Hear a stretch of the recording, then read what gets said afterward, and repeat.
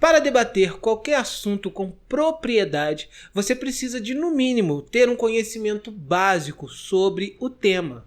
E é exatamente isso que esse vídeo tem para te propor. Vamos falar sobre curiosidades e informações básicas a respeito do livro mais importante da história humana, a Bíblia Sagrada.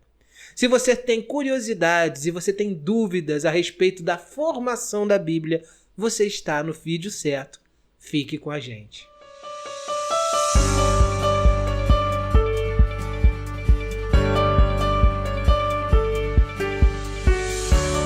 Shalom! Você está no canal Semeador da Boa Nova. Eu sou o irmão Felipe, seja muito bem-vindo e fique à vontade. Vivemos em um período onde as pessoas possuem um forte posicionamento a respeito dos mais diversos assuntos. E discutir a veracidade histórica da Bíblia também está no meio dessa gama de assuntos que as pessoas tanto debatem. Então esse vídeo tem como objetivo trazer para você informações a respeito da Bíblia, informações que te ajudem a não se calar em debates inesperados que podem vir a acontecer. Ou até mesmo se posicionar e explicar a tua fé para aqueles que realmente têm curiosidade sadia a respeito do tema. Nós preparamos 5 vídeos falando sobre a origem da Bíblia Sagrada, sua formação, a formação do cânon e tudo mais. Então, se você realmente quer saber um pouco mais sobre esse tema, você está no lugar certo e nós vamos começar falando sobre esse assunto tão gostoso, tão maravilhoso e que também incentiva e estimula a cada vez mais guardarmos a nossa fé.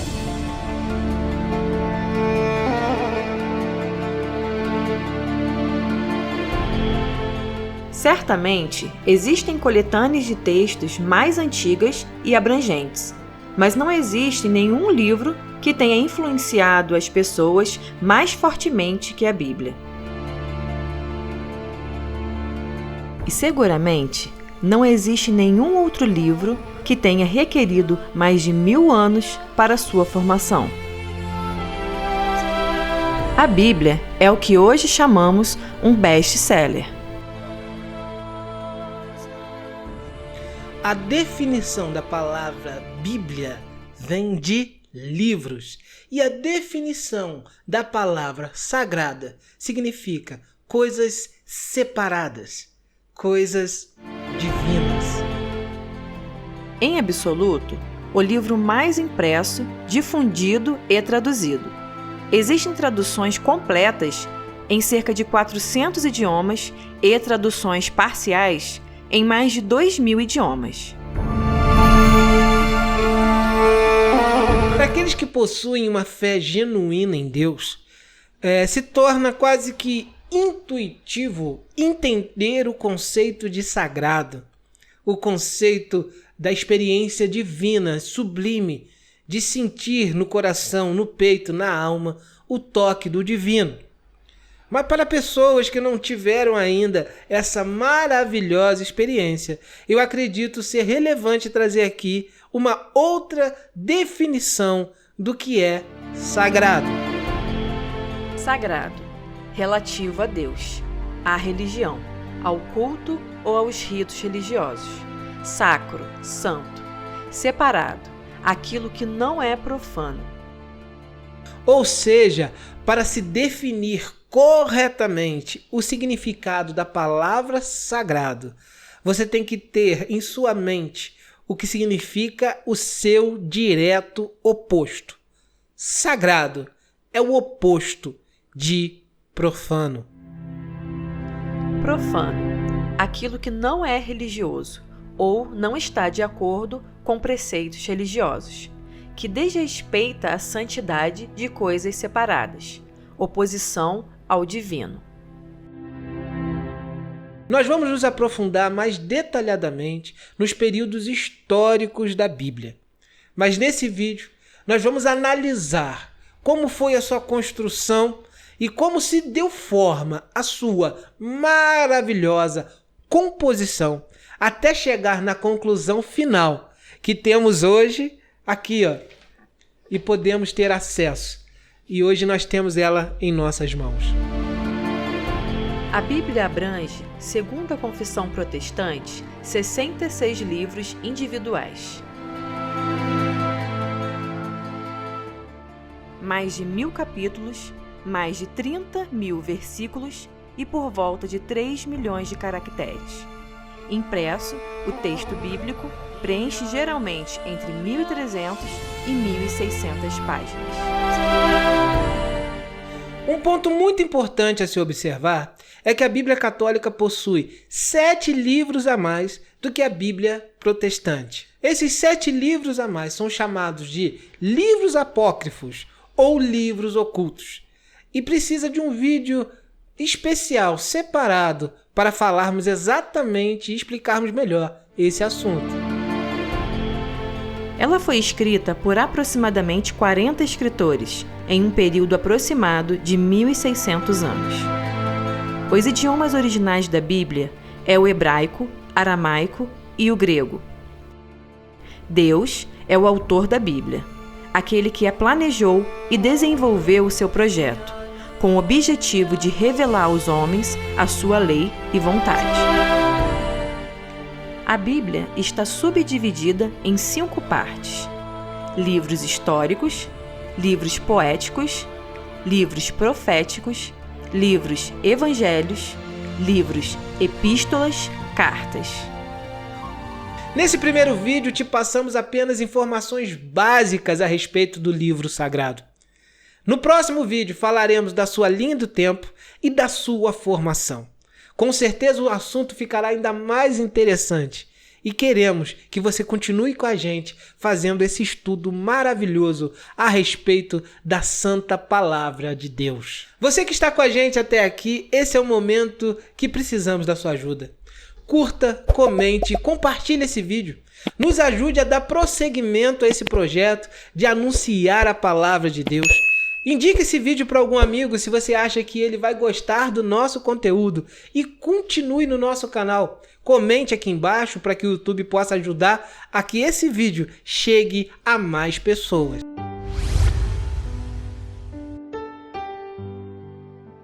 Shalom! Você está no canal Semeador da Boa Nova. Eu sou o irmão Felipe, seja muito bem-vindo e fique à vontade. Em nosso primeiro vídeo falando a respeito da Palavra de Deus, fizemos uma simples apresentação de algumas características da Bíblia Sagrada, curiosidades, quantidade de livros e outras coisas mais. Se você ainda não conferiu essa primeira parte desse estudo, clique em um link, vai lá e depois volta para cá para a gente continuar estudando sobre a Palavra de Deus. No vídeo de hoje nós falaremos sobre a tradição histórica das narrativas bíblicas, focando assim no período da tradição oral. Não podemos limitar o Senhor Deus, assim como não podemos afirmar que tudo que é Deus está revelado na Bíblia. A Bíblia contém aquilo o que Deus se permitiu a revelar. Deus é quem escolheu se revelar para nós. A Bíblia é uma parcela do que Deus escolheu nos mostrar. Com isso, podemos afirmar que Deus se quis apresentar de 2 formas.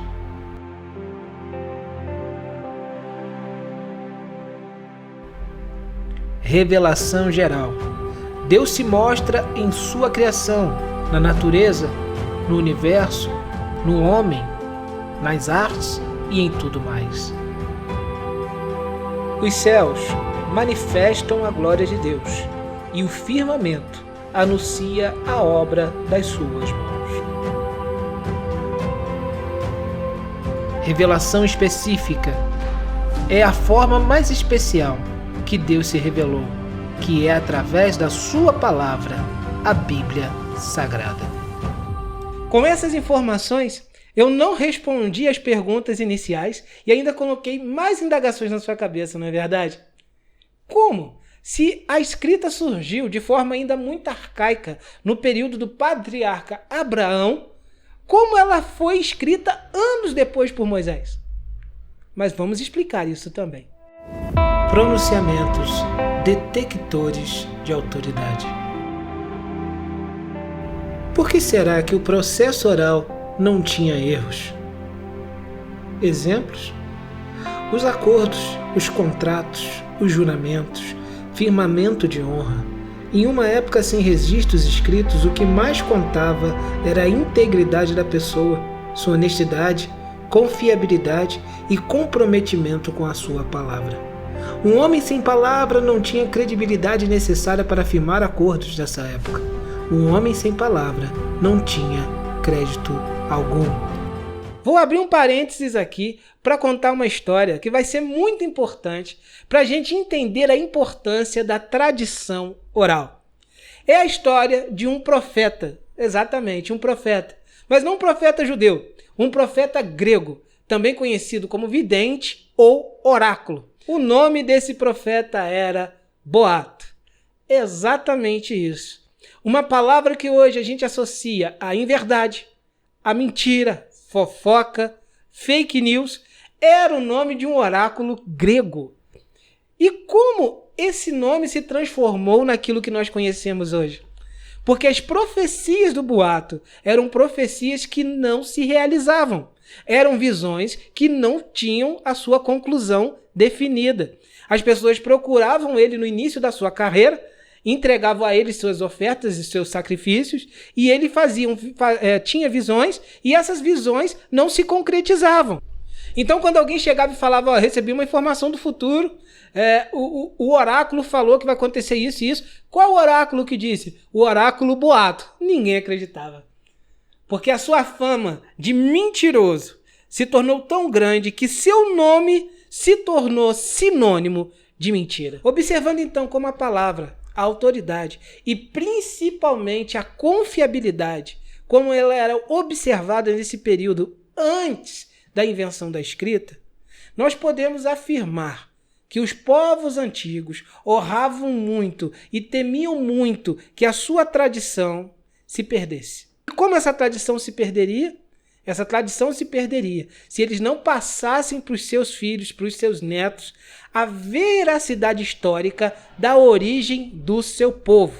Perder a credibilidade nesse período era se lançar de braços abertos em uma vida de instabilidade.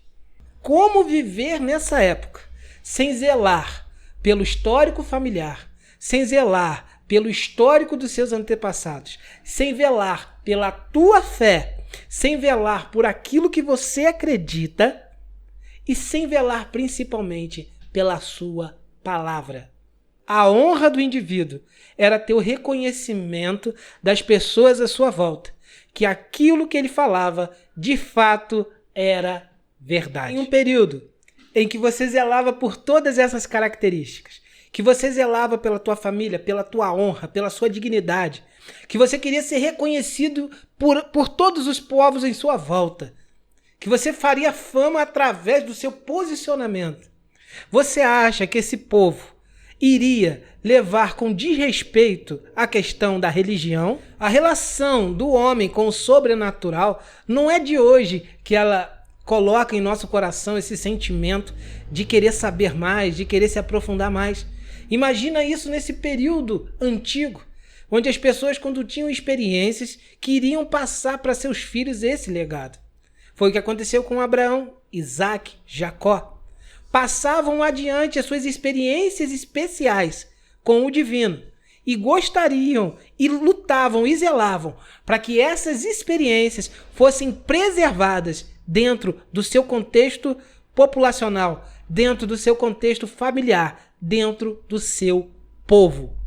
Por esses e outros motivos, nós acreditamos que a tradição oral, a tradição das palavras detectoras de autoridade, que passavam de pai para filho, que passavam de geração a geração, de Adão até o libertador Moisés, era fidedigna, era verdadeira. A tradição desse povo não poderia morrer. E eles não deixariam que a sua cultura, a sua tradição se perdessem.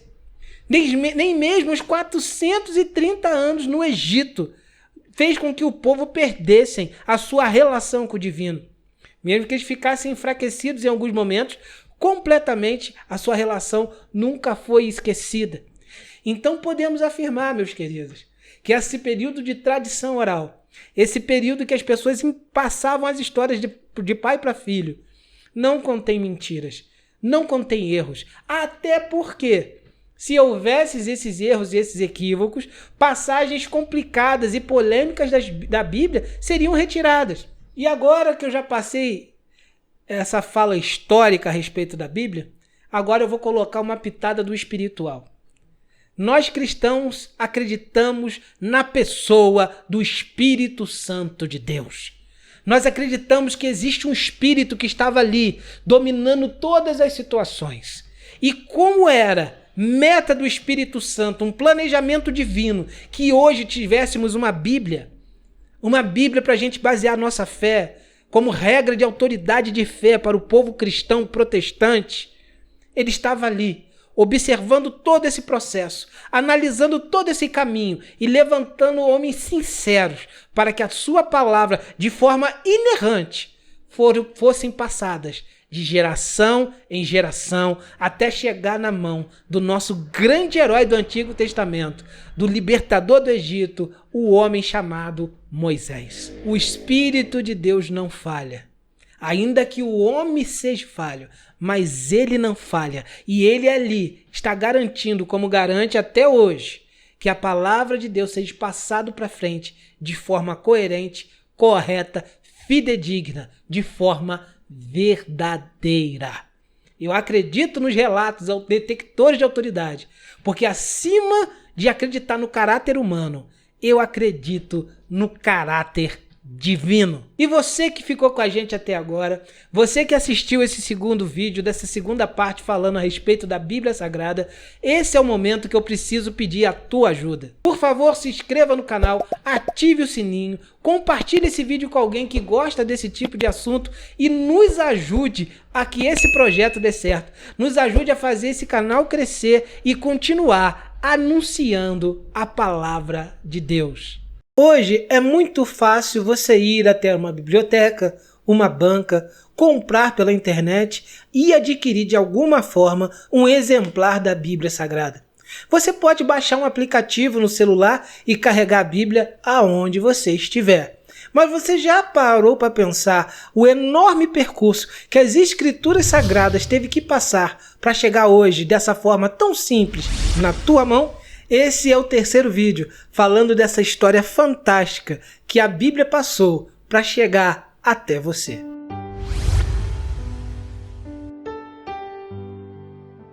Shalom! Você está no canal Semeador da Boa Nova. Eu sou o irmão Felipe. Seja muito bem-vindo e fique à vontade.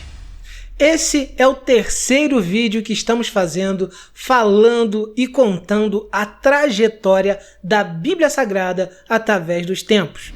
No primeiro vídeo, falamos algumas curiosidades e algumas partes técnicas da Bíblia.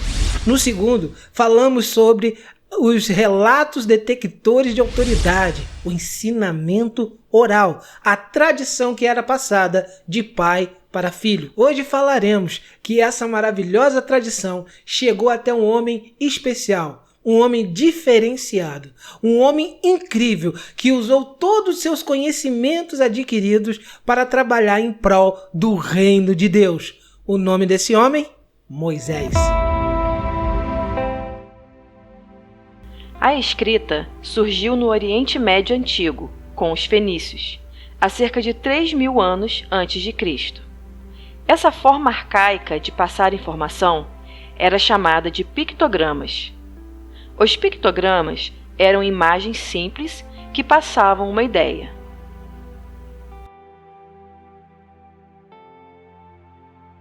E dos povos antigos, que buscavam cultura e conhecimento, existia um poderoso e temível reino, chamado Egito. O Egito Antigo era uma das mais importantes civilizações da antiguidade.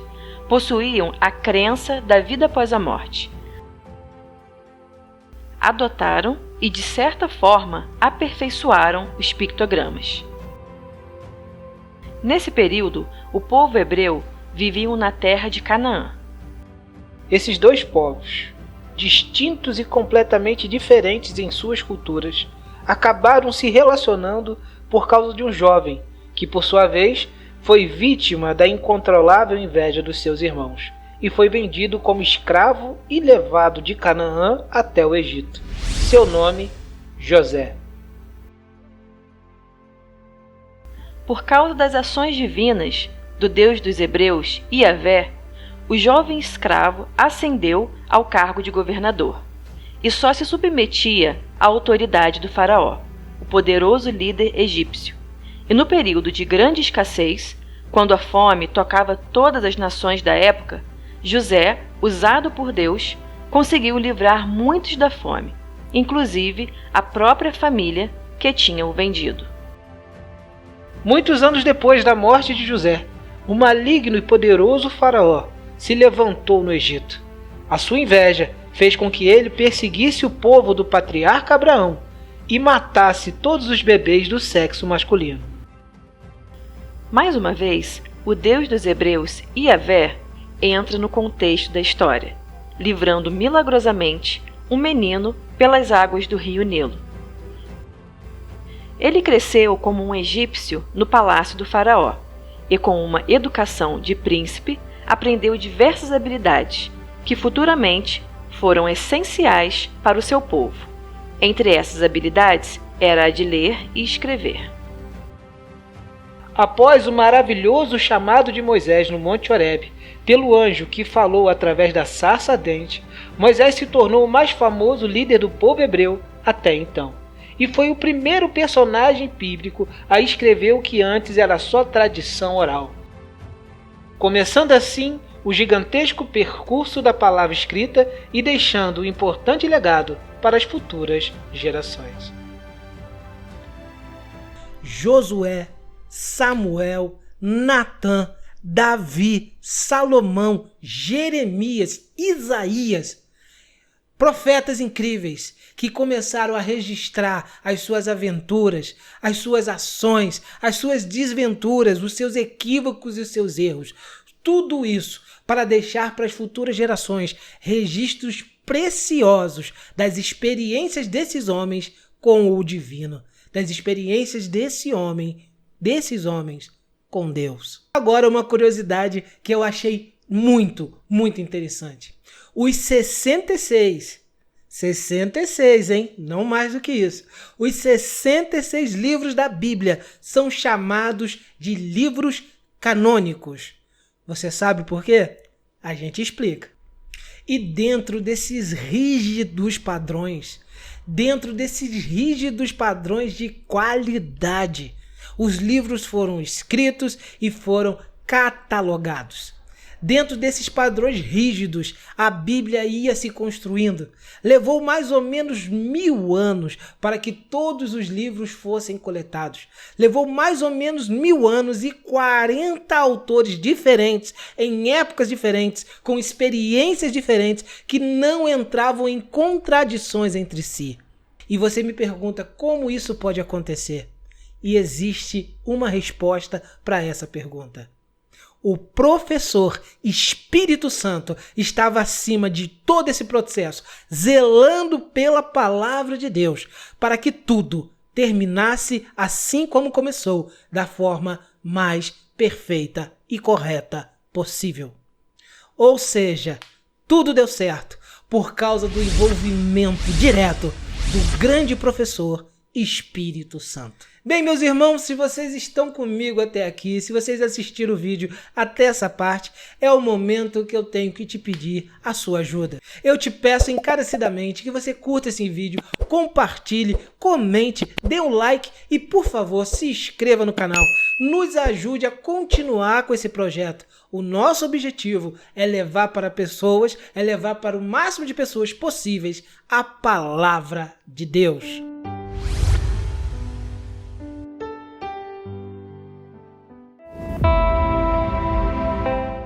É impossível conhecer a Deus sem que Ele mesmo se revele. O Antigo Testamento é a história de uma incrível jornada de um seleto grupo escolhido pelo próprio Deus, escolhido pelo próprio poderoso Yahvé, para que ele gradativamente fosse se revelando e mostrando o seu plano principal, mostrando o seu grande plano de redenção de toda a humanidade através da escolha de um povo. E qual é a grande solução do problema da humanidade? E quem é essa solução que a humanidade tanto almeja e tanto deseja? E o nome da solução é Jesus Cristo. Deus revelou-se ao povo do Antigo Testamento para que Jesus fosse a grande solução da humanidade, revelado através da palavra de Deus. Mas como organizar essa grande palavra de Deus de forma coerente, de forma histórica, que pudesse ajudar e ser proveitosa tanto para o povo escolhido, o povo de Israel, como para todas as gerações futuras, chegando até mim e até você?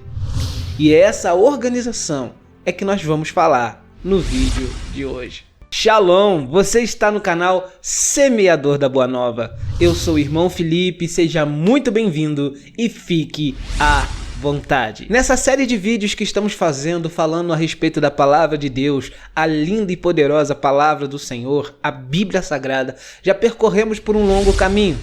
Desde os relatos detectores de autoridade dos antigos patriarcas antes da origem da escrita até a chegada de Moisés, o homem revelado por Deus e escolhido por Deus para começar a escrever a história da nação escolhida. Através da supervisão, da refinada supervisão do Espírito Santo de Deus, tudo ia se formando, tudo ia se moldando para que o poderoso Deus Jeová fosse revelado às futuras gerações através da palavra escrita, através da Bíblia Sagrada. Durante toda a timeline, durante toda a linha do tempo da história do povo hebreu, Deus foi separando homens, destacando escritores para que viessem relatar suas experiências com o divino. E esses homens foram registrando em papiros. Papiros eram materiais orgânicos e escrevendo tudo aquilo que ia acontecendo de sobrenatural para que essas experiências fossem registradas para que as futuras gerações pudessem, através dessas experiências, tomar atitudes corretas, seguir por um padrão, seguir por uma formação cultural da sua nação. Provavelmente, muitos outros relatos foram escritos e se perderam através do tempo. Como eu disse, o papiro era de material orgânico e com certeza se perdeu. Mas vale aqui uma observação. Eu tenho a certeza e a plena convicção que todos os livros que nós temos na Bíblia, que todos aqueles que conseguiram chegar até o nosso tempo, é aquilo que realmente Deus permitiu que chegasse ao nosso conhecimento. Passar e vencer o Cronos, passar e vencer o tempo e chegar até a nossa geração são os livros necessários para o embasamento forte da nossa fé. Os povos antigos não tinham nenhum por cento daquilo que nós temos hoje. Hoje nós temos o livro completo. Hoje nós temos esse livro completo. Hoje nós temos a palavra de Deus em nossas mãos de uma forma muito simples. Podemos adquirir ela de forma simples. E mesmo que muitas histórias incríveis tenham se perdido, as que estão contidas aqui são mais do que suficientes para que a minha fé e a sua fé tenha embasamento. Bem, nesse período onde o povo hebreu começou a selecionar escritos de homens e mulheres que tinham experiências com Deus, mesmo que, no primeiro momento, os profetas não fossem reconhecidos como arautos do Senhor, todos os seus escritos e todas as suas experiências eram arquivadas. Todas as suas experiências eram guardadas. Como se, vamos guardar, vamos ver no que dá a profecia dessa pessoa. Vamos guardar, vamos ver no que dá a profecia desse outro aqui.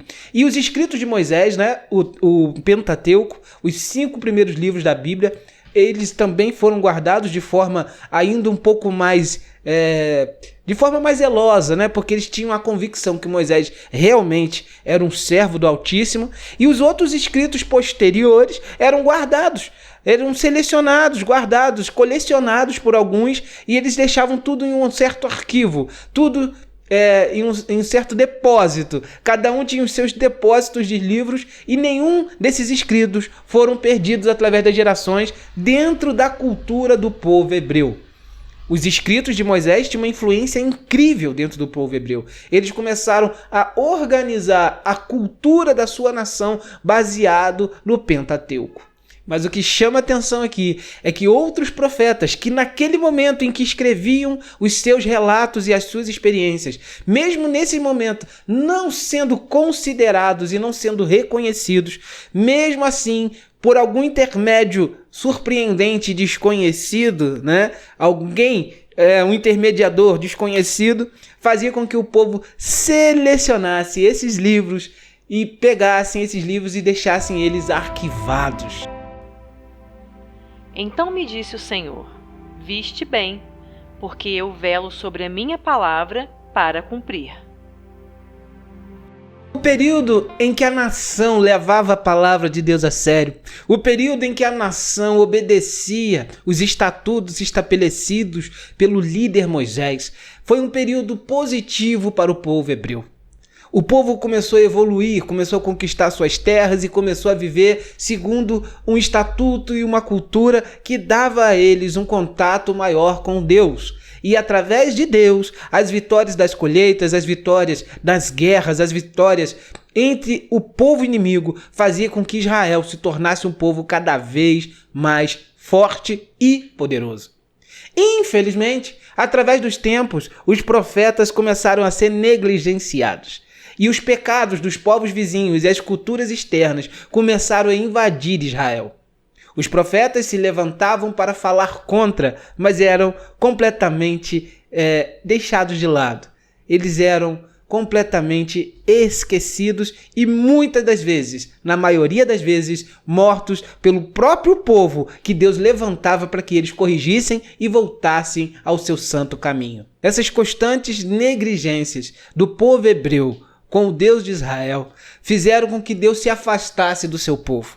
O povo não seguia mais o seu estatuto e com o afastamento de Deus, contínuos problemas começaram a acontecer. Guerras começaram a ser perdidas, a invasão de povos inimigos, dificuldade na colheita, os meninos sendo escravizados, as mulheres sendo abusadas e várias outras questões que o povo de Israel começava a sofrer sempre que se afastava dos preceitos do Senhor. Tanto que após um afastamento grotesco, o Reino Unido de Israel, governado por 3 grandes reis, Saul, Davi e Salomão, a nação que era unida, o Reino Unido, ficou dividido. 10 tribos para o norte, 2 tribos, fora a tribo de Levi, que trabalhava no templo, para o sul. Israel e Judá, o povo estava dividido. Infelizmente, com o tempo, mais ou menos 20 reis de cada lado se levantaram, 20 reis de Israel, 20 reis de Judá, e os reis de Israel eram sempre ruins, sempre maus, sempre se afastando dos preceitos do Senhor, mesmo que Deus levantasse grandes profetas como Elias, como Eliseu. E do outro lado, Judá, outros profetas também eram levantados, alguns reis ouviam as palavras dos profetas e se consertavam, mesmo sendo pouco, e outros não ouviam. E isso foi causando um afastamento ainda maior entre o Deus Yahvé e o seu povo. O povo do norte, o povo de Israel, com o tempo, infelizmente, foi completamente derrotado e exterminado da região, ficando assim apenas o reino menor, o reino do sul, o reino de Judá, onde a capital era Jerusalém. Mesmo sendo menor, o reino de Israel conseguiu se manter firme, mesmo que seja por um pouco tempo. Continuou com alguns reis buscando o Senhor e tentando voltar à antiga aliança, tirando conceitos pervertidos da cultura de outros povos que tinham entrado, que tinham invadido a cultura de Judá. Mesmo assim, grandes reinos e poderosos líderes militares tinham surgido ao redor de Israel. Um desses grandes e poderosos reis e líderes talvez seja o nome mais temido do Antigo Testamento. O mais poderoso rei que invadiu Jerusalém, que invadiu o povo de Deus. Esse homem, esse poderoso líder, se chamava Nabucodonosor, o rei da Babilônia. Mesmo com o resiliente profeta Jeremias falando, pregando e tentando resgatar o povo, a cultura, o povo negligenciou a voz de Jeremias. Qual foi o resultado catastrófico dessa decisão, dessa atitude do povo judeu? Foi a destruição do templo e foi a derrota de Israel ao povo babilônico. Ali parecia que tinha acabado o plano original de Deus com esse seleto grupo, com essa seleta nação, entre tantas outras que foram escolhidas para trazer o bem maior, para trazer a esperança da humanidade através da sua cultura e através da geração do rei Davi. Em 538 a.C., o rei da Pérsia, Ciro, entra na história. Tinha sido um grande período de humilhação. Um grande período que parecia que Deus tinha esquecido o seu povo. Um grande período de cabeça baixa, sem nenhuma perspectiva de um futuro promissor.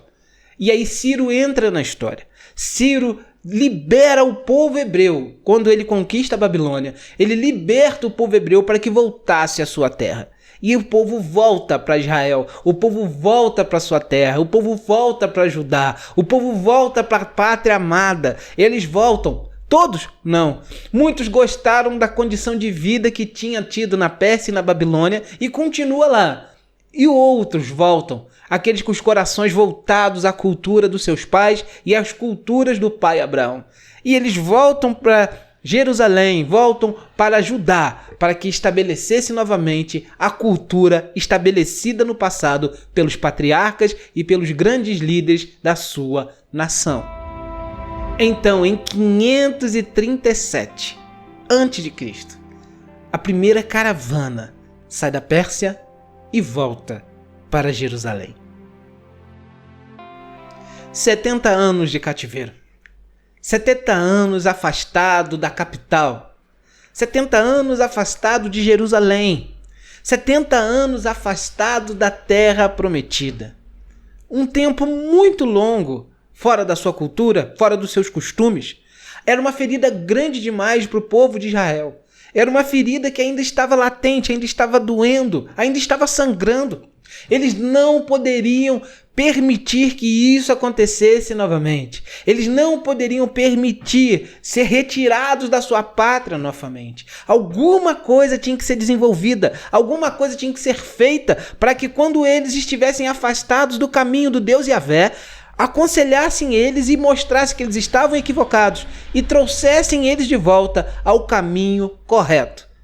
O que devemos fazer para que quando estivermos perdidos, voltássemos aos caminhos do Senhor? Era o que perguntavam, era o que eles se falavam.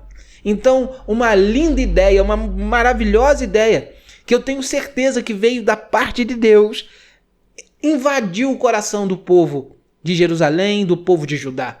Vamos selecionar, vamos catalogar, vamos agrupar todos os pergaminhos dos antigos profetas, para que assim, quando a gente vier a sair do caminho do Senhor, esses escritos nos oriente a forma de regressar, a forma de voltar à ideia original, que é andar junto com o nosso Deus, com a nossa divindade e com o pastor de Israel. Essa foi a ideia da Bíblia. Essa foi a ideia do cânon original. Mas não seria qualquer livro, qualquer escrito, qualquer pergaminho, qualquer profeta, ou qualquer obra que poderia incorporar essa parte fundamental da reorganização da cultura judaica. Para que o pergaminho, para que o escrito, para que o profeta fosse levado em consideração e considerado um profeta inspirado por Deus, seus escritos, as suas experiências passariam por um rígido processo. E só se eles conseguissem vencer as etapas desse rígido processo é que a sua obra iria incorporar, iria compor o cânon sagrado. A cana era utilizada para fazer medidas precisas. O móvel ou qualquer outro objeto não medido pela cana estaria fora dos padrões. Ou seja, terrenos, móveis, coisas que precisavam de medidas, e precisavam de medidas precisas eram através da cana. Então, quando você via um móvel torto, quando você via um terreno que era mal medido, um portão que não estava muito certo, as pessoas falavam, isso aí está fora do cânon, isso aí está fora da cana, isso aí está fora da medida, isso aí está fora do padrão de qualidade. A cana se tornou o padrão de qualidade de medida. Ou seja, quando você fala que os livros são canônicos, os livros são do cânon, significa que todos os livros incorporados dentro do divino, todos os livros incorporados dentro da Bíblia Sagrada passaram pelo critério da cana, da medida. Eles analisaram se esses livros, de fato, poderiam compor o livro sagrado. Isso é maravilhoso. Outro ponto, outro critério tão importante quanto os anteriores, era que esses livros tinham que ajudar a nação a recuperar a sua identidade. O povo de Israel estava triste, o povo de Israel estava cabisbaixo, as muralhas em volta do povo tinham sido destruídas, os muros tinham caído por terra, o templo de Israel, o templo do Deus vivo tinha sido destruído. Eles estavam cativos por muito tempo, então eles tinham que recuperar a identidade da nação. E esse canon, esses livros tinham que ajudá-los nessa recuperação. Então esses escritos passariam por outros importantes critérios, para assim também serem observados. Esses livros tinham que passar por mais uma peneira, para se de fato ver se eles eram inspirados por Deus. Olha, não foi fácil. O povo de Israel realmente peneirou. O povo de Israel realmente foi visionário para que a construção do cânon sagrado tivesse todos os critérios necessários para o fortalecimento da sua nova nação. Muitos anos antes do nascimento de Jesus Cristo, o Tanakh já existia. E eles não sabiam que com a organização dessa coletânea, desses livros sagrados, eles estariam sendo a base de profecias incríveis que falariam antecipadamente do maior evento que a humanidade já presenciou, do maior evento que mudou a trajetória, que mudou a linha do tempo, que mudou a cronologia mundial, o nascimento de Jesus Cristo, o nosso Messias. Que incrível! Essa foi a quarta parte dessa história da trajetória da formação da Bíblia Sagrada.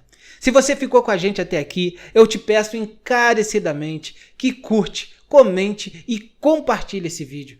Talvez algum amigo seu que quer estudar sobre a história da Bíblia precisa de algum incentivo. Compartilhe esse vídeo com ele, ajude nesse projeto, assine o canal, ative o sininho para que a gente possa continuar falando do reino de Deus. Precisamos da sua ajuda. Colabore, faça isso por nós e você vai estar ajudando mais uma pessoa a falar do nome do Senhor e anunciar o nome de Jesus na internet. Isso é importante para que nosso projeto venha a continuar.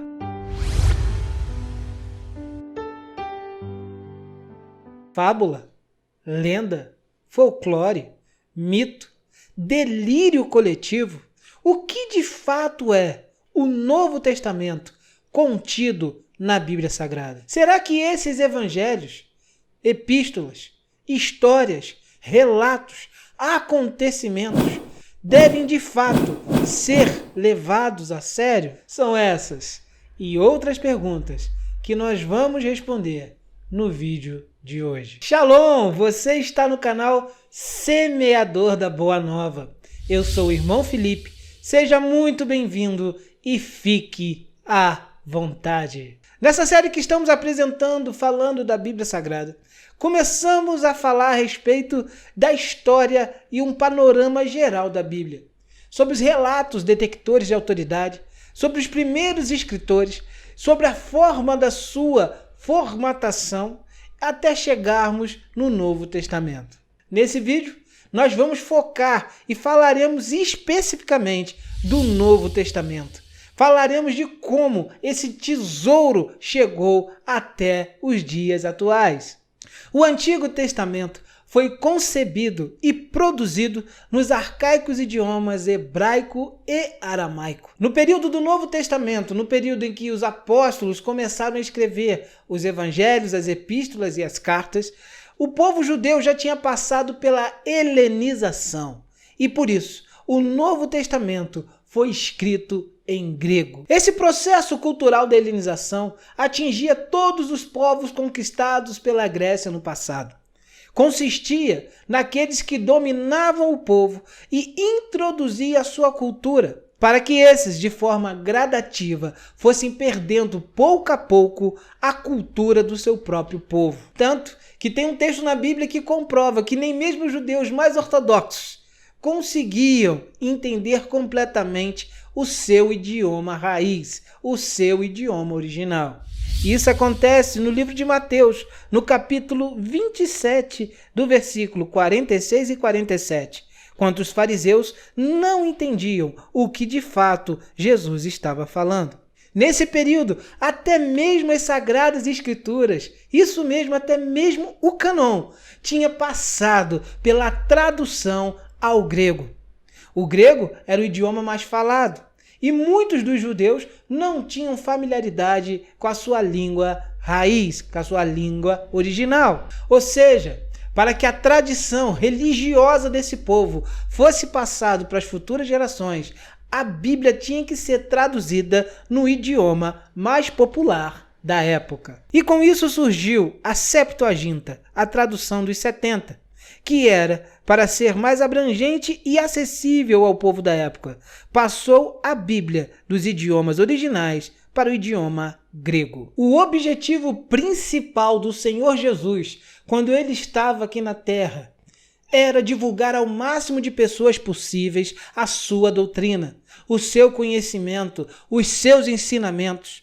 O objetivo principal de Jesus era divulgar a boa nova do reino, anunciar que ele era o caminho, a verdade e a vida.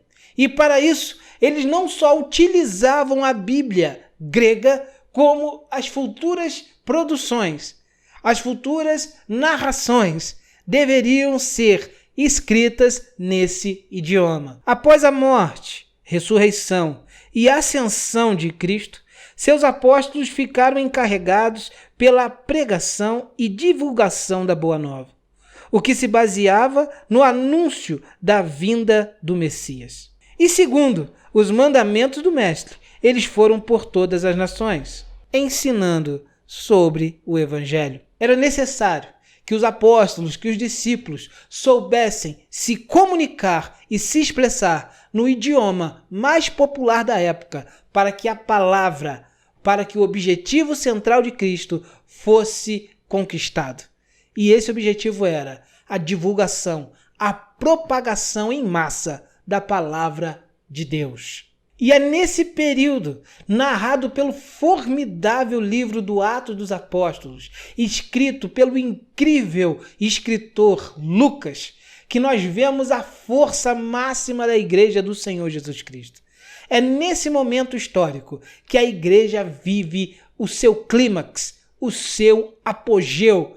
É o momento máximo da história da Igreja de Cristo na face da terra até agora. Com palavras, batismos, milagres e um crescimento que nenhuma outra organização religiosa jamais alcançou na história da humanidade. Até então, a Bíblia utilizada pelos primeiros cristãos, a Bíblia utilizada por Cristo, pelos seus discípulos, pelos seus apóstolos e pelos 70 discípulos que saíram a evangelizar, e a igreja que se formava em Jerusalém, era a Bíblia da Septuaginta, a Bíblia grega, que assim como a Bíblia protestante, assim como a versão da Bíblia protestante que nós utilizamos, não tinha os livros apócrifos. E como sempre, até chegar a essa conclusão, como sempre na história da humanidade, quando você quer fazer algo de bom, que realmente vai marcar a história, começa a surgir problema. E muitos foram esses problemas. Muitos lobos em peles de ovelhas começaram a surgir no contexto da igreja, com o objetivo de destruir a instituição de dentro para fora. Mas, como sempre, o Espírito Santo estava acima de todas as coisas. O Espírito Santo tinha todo o controle nas suas mãos. Louvado seja Deus por isso. Assim, os verdadeiros discípulos de Jesus, os verdadeiros servos, aqueles que levavam a sério, com convicção, o seu chamado de fé, fizeram diversos concílios. O objetivo desses concílios era a escolha dos livros que de fato eram livros inspirados para compor a coleção canônica da palavra de Deus. Assim, todos os escritos passaram por critérios rígidos, assim como no Antigo Testamento. E esses critérios eram tão rígidos que todos os livros que não passavam por eles eram completamente expurgados, eram completamente excluídos e não pertenceriam ao cânon do Novo Testamento. Não permaneceriam como doutrina dos apóstolos, dos discípulos e dos novos cristãos que surgiam aos montes, com grande poder e crescimento da Igreja do Senhor. E os critérios utilizados pela Igreja para que esses novos escritos viessem a compor o cânon sagrado foram de fato muito, mas muito rígidos. E esses critérios rígidos eram extremamente necessários, porque já surgiam homens, como um homem chamado Marcião. Ele queria criar um cânon à sua própria vontade, da sua própria maneira. Assim como hoje tem pessoas que falam que a Bíblia tem que ser atualizada, no passado, esse espírito de contenda já existia dentro da igreja. E por isso, esses atos rígidos de seleção eram extremamente necessários. Por causa dessa lamentável atitude de Marcião, Montano e outros da época que queriam colocar as suas vontades no cânon sagrado, a igreja teve que se posicionar. É como diz a Bíblia, tudo coopera para o bem daqueles que amam a Deus. Esse povo que queriam corromper a Sagrada Escritura gerou dentro da igreja a vontade e a emergência de tomar rápidas atitudes em relação ao cânon sagrado. Tudo estava debaixo da potente e poderosa mão do Espírito Santo, que, como sempre, estava coordenando toda a história, observando os fiéis, os verdadeiros e ajudando para que o ministério de Jesus e as boas novas chegassem até mim e até você. Uma observação necessária a entrar nesse momento é que a igreja até aqui narrada é a verdadeira igreja do Senhor Jesus Cristo, que andava e seguia os seus princípios e os seus propósitos. Ou seja, não a associe de maneira alguma com a instituição que se auto-intitula a Igreja Romana. Cultos aos mortos, purgatório, celebração aos santos, indulgências. Tantas coisas perversas surgiram nesse momento. Tantas coisas opostas ao ensinamento de Jesus começaram a brotar nas ditas igrejas romanas. Era desesperador ver que essas doutrinas que não tinham nenhum embasamento, a doutrina de Jesus estava tomando conta de quase todas as igrejas da época. Então os apóstolos, os verdadeiros discípulos, os verdadeiros pais da igreja, tiveram que tomar uma atitude rígida, drástica e imediata. Eles tinham que passar os escritos por essa peneira, tinham que passar os escritos por esses critérios o mais rápido possível e que a formação dessa nova aliança logo chegasse na mão dos verdadeiros cristãos, os sinceros que queriam de fato servir a Deus. E 3 critérios rigorosamente cirúrgicos entraram em cena para colocar ordem no caos. E esses critérios eram apostolicidade. Esse era o primeiro critério. Para os novos escritores do cânon, eles tinham que ter tido uma aproximação real com Jesus Cristo ou uma aproximação real com um de seus apóstolos. Ele tinha que ser íntimo, ele tinha que ter observado ou tido contato com alguém que de fato viu, presenciou e viveu o ministério de Jesus aqui na terra. A pessoa que estava disposta a escrever, ela tinha que ter uma intimidade e uma ligação com a raiz do cristianismo, com aqueles que estavam lá desde o início do ministério de Jesus Cristo. Entre esses temos João Marcos. Alguns historiadores dizem que João Marcos pode ter sido um dos 70 que saíram evangelizando no período de Jesus. E Lucas, que era amigo íntimo do apóstolo Paulo. Apóstolo Paulo que, por sua vez, teve um encontro direto com Jesus no caminho de Damasco. Regra de fé. No final do primeiro século, até a data da escolha dos livros, a tradição oral ainda era forte. Ou seja, colocaram isso também como um critério para que os escritos fossem considerados canônicos. Todos os escritos tinham que conter os seus ensinamentos baseados, ligados e de forma alguma diferente dos ensinos dos apóstolos. Aquilo que os apóstolos ensinavam, se fosse coerente com o que estava sendo escrito, era uma das formas de passar nesse rígido critério. Agora, se as cartas escritas, se os livros escritos entrassem em contradição com o ensino dos apóstolos, eram completamente e imediatamente descartados. Catolicidade ou universalidade. O que isso seria? As cartas que estariam ali como candidatas a compor o Novo Testamento tinham que ter um reconhecimento em todas as igrejas ou na maioria das igrejas da época. Essas cartas deveriam ser utilizadas como base doutrinárias e reconhecidas nessas igrejas.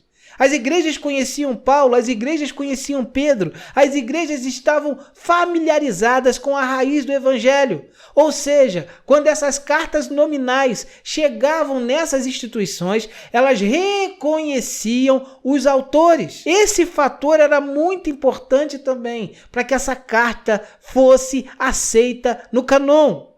Isso também traz outro ponto fantástico e muito importante. Não foi só a igreja romana, como muitos líderes religiosos dizem por aí, que foi a responsável pela escolha dos textos. Ela também estava inserida no contexto. Mas todas as demais igrejas da época também tinham que comprovar que aqueles escritos eram de fato inspirados pelo Espírito Santo e escritos pelos apóstolos ou alguém ligado a eles. E esses foram os livros que passaram por esses 3 rígidos critérios. E assim, com 39 livros no Antigo Testamento, 27 livros no Novo Testamento, a Bíblia se fechava de forma incontestável, com 66 livros. Os 66 livros que compõem o cânon sagrado, os 66 livros que compõem o maior tesouro físico que a humanidade possui, a Bíblia Sagrada. Bem, e aqui terminamos essa série de vídeos falando a respeito desse maravilhoso assunto que é a Bíblia Sagrada. Se você esteve com a gente até aqui, eu te peço encarecidamente que curte, comente, compartilhe esse vídeo, assine o canal, ative o sininho para notificações dos nossos futuros vídeos. Apoie esse projeto, apoie essa obra, porque nós estamos aqui para anunciar o reino de Deus e para falar das maravilhosas verdades da palavra do Senhor. E até a próxima, se Deus assim permitir. Shalom!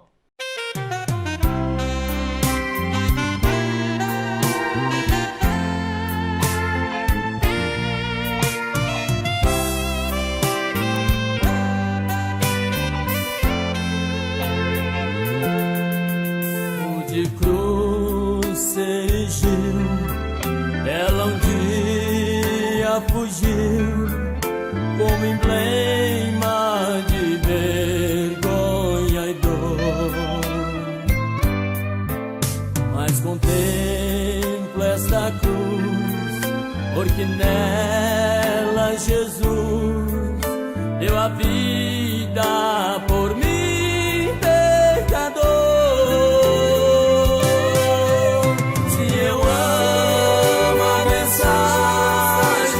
Cruz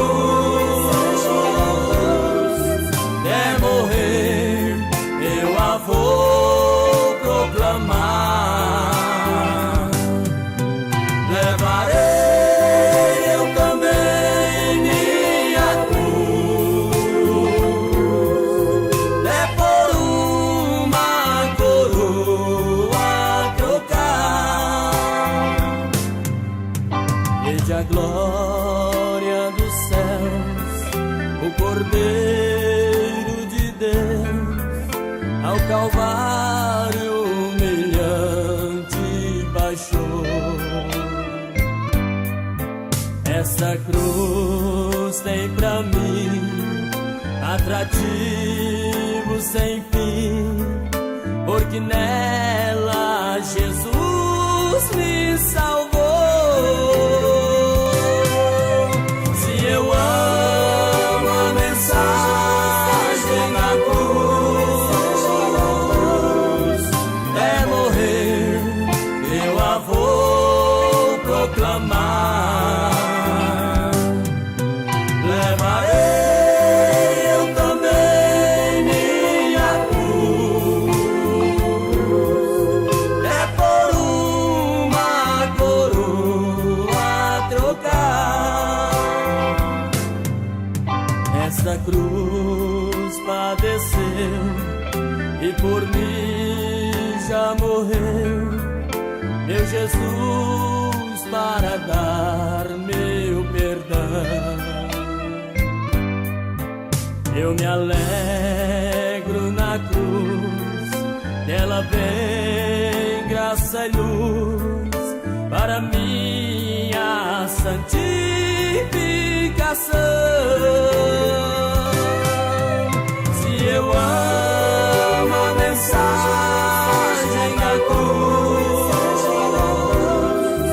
é morrer, eu a vou proclamar. Levarei eu também minha cruz, é por uma coroa trocar. Eu aqui com Jesus, a vergonha da cruz, quero sempre levar e sofrer. Cristo vem me buscar e com